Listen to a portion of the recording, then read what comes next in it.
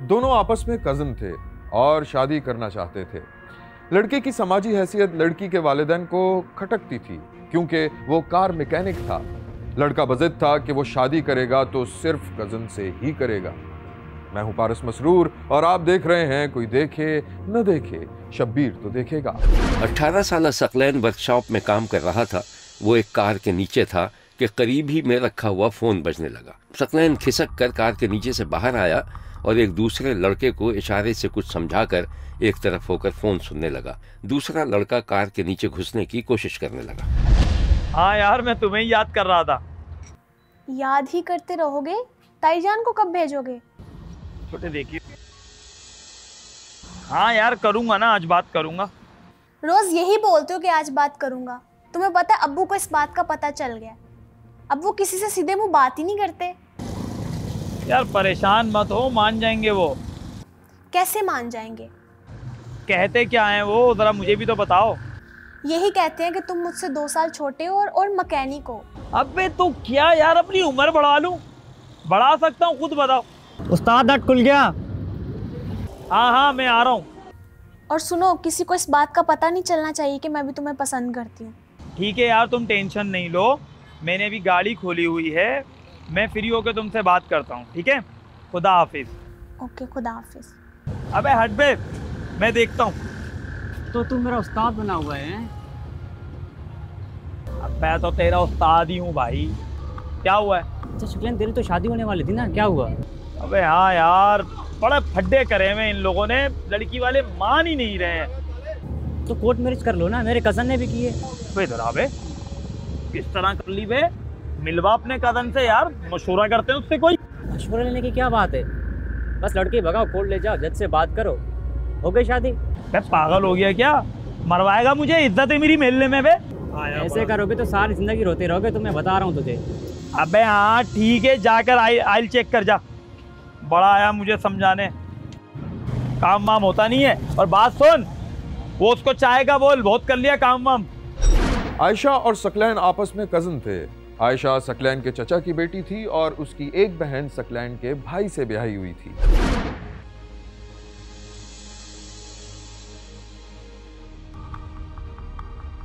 शब्बीर ने देखा कि सकलैन एक पुरानी सी खचाड़ा गाड़ी चलाता हुआ एक कॉलेज के सामने पहुंचा। थोड़ी देर में आयशा सामने से आई और खामोशी से कार का दरवाजा खोलकर बैठ गई।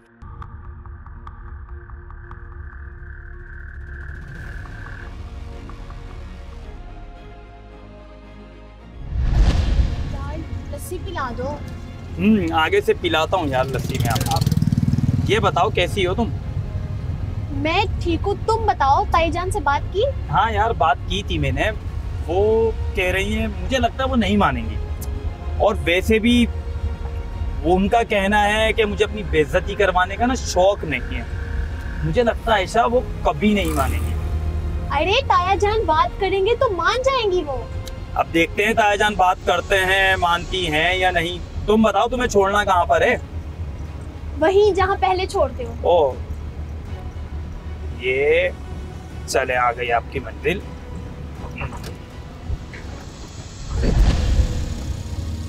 ठीक है, फिर मैं बात करता हूँ। ठीक है, मुझे बता दो। आराम से करना, ख्याल रखना। ओके। आयशा एक जगह उतरकर घर जाने लगी कि रास्ते में उसे उसके बाप ने कार से उतरते हुए देख लिया था।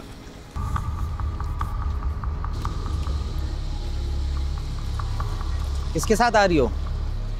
अब्बू, वो सकलैन मिल गया था रास्ते में, तो उसने कहा मैं छोड़ देता हूँ घर। तो घर छोड़ना था ना? वो गाड़ी में पेट्रोल खत्म हो गया था, तो इस वजह से उसने यहीं पे छोड़ दिया। जाओ घर, मैं आता हूँ अभी।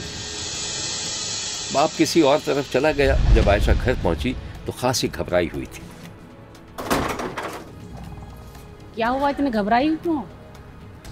अम्मी, वो अब्बू ने मुझे आते हुए देख लिया सकलैन के साथ। तेरा तो दिमाग खराब हो गया है। पहले भी कितनी दफा मना किया है, लेकिन तू बात कब आती है? क्या कह रहे थे तुम्हारे बाबा? कहा तो कुछ नहीं, लेकिन उनको बुरा लगा। हाँ तो क्या तुझे इनाम देंगे? देख बेटी, एक दफा कान खोल कर बात सुन ले। तेरी शादी वहाँ नहीं हो सकती। छोटा है वो, और तेरे बाप को उसका काम धंधा पसंद नहीं है। अम्मी क्या हो गया आप लोगों को? वो जैसा भी है मुझे पसंद है। तेरे पसंद से क्या होना है? देखा नहीं तेरी बहन इस घर में क्या खुश है? हम मक्खी नहीं निकल सकते। बस ठीक है। क्या ठीक है?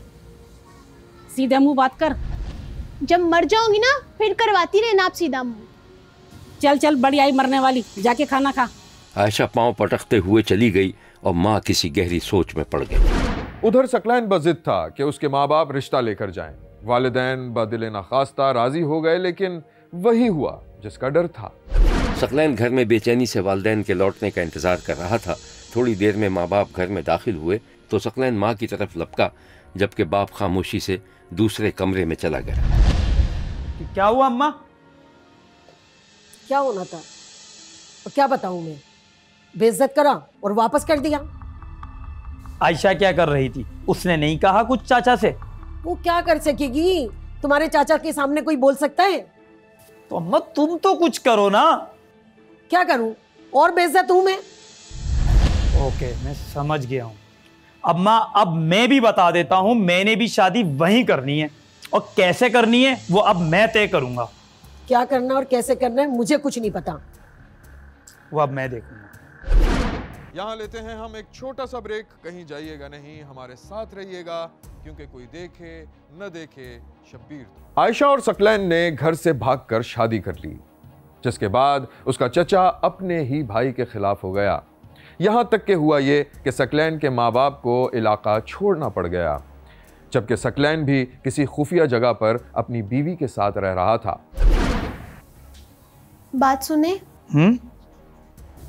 7 महीने हो गए हमारी शादी को, लेकिन आप देखें किसी ने हमारी खबर भी नहीं ली। अच्छा ही है किसी ने खबर नहीं ली आयशा। अगर किसी को पता चल गया ना हम यहाँ पर रह रहे हैं, जान से मार देंगे हमें यहाँ पर। लेकिन हम कब तक ये छुप छुप के ऐसी जिंदगी गुजारेंगे? हमने कोई जुर्म तो नहीं किया। हाँ मैं मानता हूँ हमारा कोई जुर्म नहीं है, लेकिन ये बात तुम्हें और मुझे पता है ना, उन्हें थोड़ी पता है। उन्हें कौन समझाए?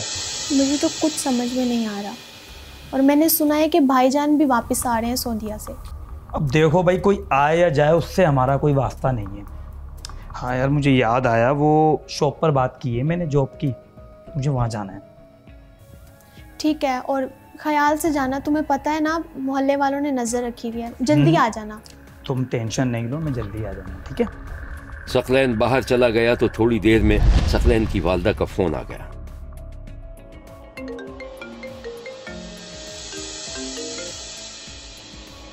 हेलो। हेलो आयशा, गजब हो गया बेटा। तुम लोगों ने अपनी मनमानी की और भुगतना हमें पड़ रहा है। मुझे पता है ताईजान, अब्बा ने भाभी को घर से निकाल दिया। बेटा मेरी बेटी का घर बर्बाद हो गया है। ताईजान हमने किया ही क्या है? शादी ही तो की है बस। तुमने तो शादी की है, लेकिन हम तो दरबदर के हो गए। अरे तुम्हारा बाप भाई तुम लोगों को ढूंढ रहे हैं। अच्छा सुने। Hello hello. आयशा के भाई को सारी सूरत हाल का इल्म हुआ तो वो सऊदी अरब से वापस आ गया और सकलैन को तलाश करने लगा। ये घर ज़रा छोटा तो है, मगर यहाँ सुकून कितना है आयशा। अब अच्छा हुआ अम्मा ने बता दिया, वरना अगर वो यहाँ हो जाता तो मसला हो जाता। मुझे तो बहुत डर लग रहा है। हमारी ज़िंदगी यहाँ महफूज नहीं है। आप एक काम करें, आप दुबई का वीज़ा लगवा लें, हम ये मुल्क ही छोड़ देते हैं। आयशा तुम बहुत परेशान हो रही हो, इसमें कोई परेशानी की बात नहीं है। अगर वो हमें ढूंढता हुआ यहाँ पर आ भी गया तो मैं उससे निमट लूँगा, और फिर एक शख्स के पीछे हम मुल्क बदर कैसे हो सकते हैं? मुझे तो उस बच्चे की टेंशन है बस, जो इस दुनिया में आने वाला है। तुम परेशान मत हो, सब ठीक हो जाएगा। आयशा के भाई के डर से सकलैन के वालिदैन भी अपना ठिकाना बदल रहे थे, लेकिन एक दिन आयशा का भाई अपने ताया के घर पहुंच गया। आयशा का भाई सकलैन की पुरानी काम वाली जगह पर मौजूद था। ये मैकेनिक की दुकान थी। सुनो भाई। जी बोलो। यहाँ एक लड़का काम करता है सकलैन। हाँ। वो किधर है? वो तो काम छोड़ के चला गया यहाँ से। तो यही तो पूछ रहा हूँ कि किधर गया है? सुना है किसी लड़की को भगा के ले गया। क्या आप बकवास कर रहे हो? वो भाई साहब, मुझ पे इतना गुस्सा क्यों कर रहे हो? कौन सा वो तुम्हारी बहन भगा के ले गया यहाँ से? बकवास बंद करो। और जो मैं पूछ रहा हूँ उसका शराफत से जवाब दो, वरना पुलिस आकर पूछेगी। अव्वल तो मुझे कुछ पता है नहीं, दूसरा ये पुलिस मेरा क्या बिगाड़ लेगी? कौन सा मैंने सकलेन का ठेका ले रखा है? चलो जाओ यहाँ से यार। सकलैन की मां ने बेटे को खतरे से आगाह कर दिया था, जिस पर उन्होंने अपना ठिकाना बदल दिया था। दरवाजे पर दस्तक हुई तो सकलैन के बाप ने दरवाजा खोला। सामने उसका भतीजा खड़ा हुआ था। सकलैन और आयशा कहाँ हैं? अरे तुम अंदर आओ बेटा, ना सलाम ना दुआ, मैं ताया हूँ तुम्हारा, आओ बेटा। अगर ताया होते तो खानदान की इज्जत को नीलाम नहीं करते। सकलैन के अब्बू कौन है वो? अरे तुम कब आए? आओ आओ बैठो। मैं सिर्फ ये बताने आया हूँ कि अगर 24 घंटे में आयशा नहीं मिली तो आप लोगों के पास भी कुछ नहीं बचेगा। तेरे सर की कसम, हमें नहीं पता कि वो दोनों कहाँ हैं। सब मालूम हो जाएगा। अच्छा तू बैठ तो सही बेटा, अब तमाशा बनाने से कोई फायदा नहीं है। जो होना था वो तो हो चुका ना। नहीं, अभी कुछ नहीं हुआ। ठीक है, नहीं बताएं, आप लोगों को खुद पता चल जाएगा अखबार और टीवी में कि वो दोनों कहाँ हैं। आयशा का भाई धमकी देकर चला गया और सकलैन के वालिदैन हैरत से एक दूसरे का मुंह देखते रह गए। आयशा के भाई ने अपनी बहन का नया ठिकाना ढूंढ लिया था। एक दिन शब्बीर ने देखा कि आयशा का भाई आधी रात को खामोशी से अपनी बहन के घर की दीवार पर चढ़ रहा था। फिर वो अंदर कूद गया। आयशा और सकलैन गहरी नींद सो रहे थे। वो दबे पांव एक कमरे के दरवाजे तक गया, आहिस्ता से दरवाजा खोला और फिर शब्बीर ने देखा कि उसने ओवरकोट की जेब में हाथ डालकर कुछ निकाला और फिर एक दर्दनाक चीख सुनाई दी। जरा सारे मकसद बेटा ते नौ बेटी या कितने कत्ल कितने इंदा इंसाफ सबको मिलिया वने। हुकूमत करे इंसाफ सारे नाल, इंसाफ करे हुकूमत मेरे नाल। जो कोई थी दिए था इमदाद थी दिए तो मैं तो लूटी बेटी, मैं तो 3 कत्ल ली थी बेटी, हिने को कत्ल करन बराबरी करन मेरे नाल। ऐसे थे कि मेरे कज़न ने पसंद की शादी की हुई थी, तकरीबन 10 माह से शादी हो चुके थे, 10 माह। तो शादी को 10 माह हो चुके थे, तो सुलह के मामला चल रहे थे। तो उधर से भी पैगाम आता रहे थे, इधर से भी मेरे मामू जो है ना वो कह रहे थे कि हम सुलह करना चाहते हैं। तो इसी मामलात में हमें तो पता नहीं था कि ऐसा मसला हो जाएगा, मेरे कज़न और उसकी बीवी को कत्ल कर दिया जाएगा। मैं ज़ाती तौर पे ये समझता हूँ कि इस्लाम में भी बच्चे की जो अपनी पसंद का जो कॉन्सेप्ट है वो मौजूद है और पसंद की शादी पे किसी किस्म का कोई एतराज़ नहीं है। तो जब हमारा मज़हब, हमारा जो रस्म रवाज है, इस चीज़ की इजाज़त देता है, कानून इजाज़त देता है, तो इसको ऑनर के साथ अटैच करना ही ये गलत कॉन्सेप्ट है। तो ये एक टिपिकल केस है। ताहम हम ज़ाहिर है हमारी एक रिस्पॉन्सिबिलिटी है इसकी प्रोसिक्यूशन पे, इसकी जो है ना वो कन्विक्शन तक इसको लेके जाना। ये सारी चीज़ों के लिए हमने एक स्पेशल टीम भी कॉन्स्टिट्यूट की है और हमारी कोशिश होगी कि हमारा जो ऑफिस है इसमें जो है ना एक्टिवली पार्टिसिपेट करता रहे और इस तफ्तीश को पर्सनली मैं सुपरवाइज़ करता रहूँ। और इंशाल्लाह कोशिश होगी कि जो मोहम्मद अफजल हमारा मुलज़म है वो अपने कैफरे किरदार तक पहुँचे। आयशा के भाई ने घर से भागकर मोहब्बत की शादी करने पर अपनी बहन और बहनोई को कत्ल कर दिया था। सकलैन की वालदा की मुद्दत में मुकदमा दर्ज कर लिया गया और पुलिस ने आयशा के भाई मोहम्मद अफजल और उसके साथियों को कत्ल के इल्ज़ाम में गिरफ्तार करके मुकदमा दर्ज कर लिया था। देखते रहिए, क्योंकि कोई देखे न देखे, शब्बीर तो देखेगा।